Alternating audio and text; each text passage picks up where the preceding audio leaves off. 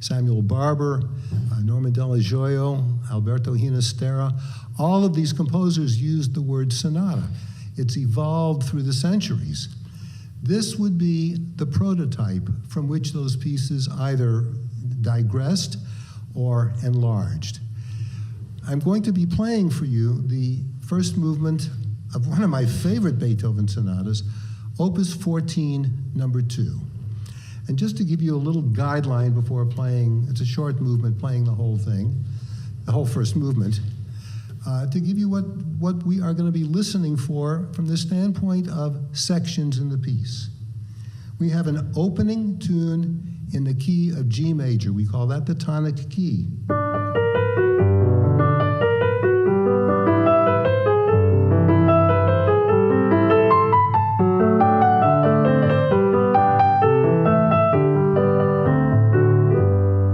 It's a lovely tune.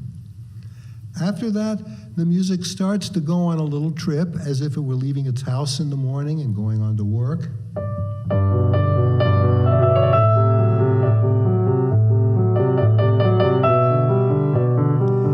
And as it's going on its trip, it's modulating. It's leaving the home key.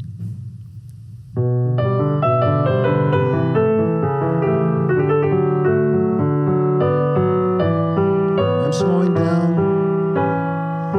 C sharp is taking us out of our neighborhood of G major.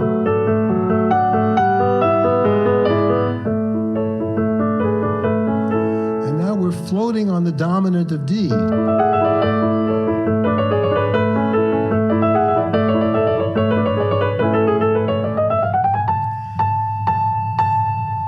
Now we're in the key of D, and it's a new tune.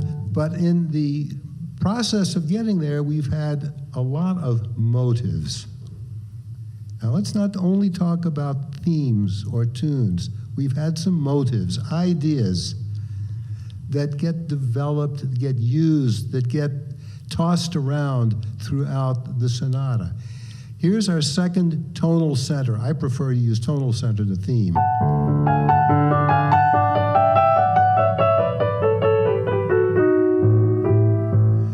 This sounds almost like a Rossini aria to me. It is so beautiful. You would not expect this to be Beethoven.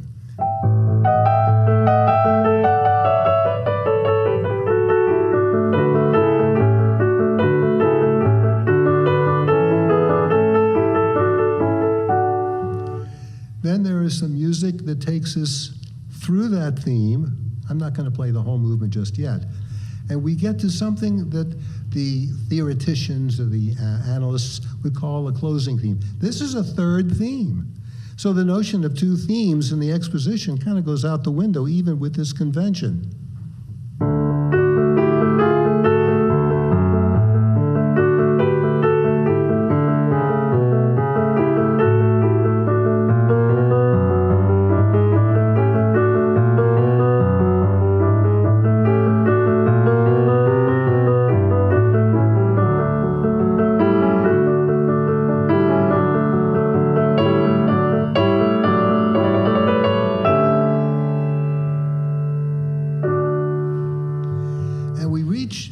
Double bar in the music, the end of a section, and that is the exposition. So that part of your music appreciation course is absolutely correct. We call this the exposition.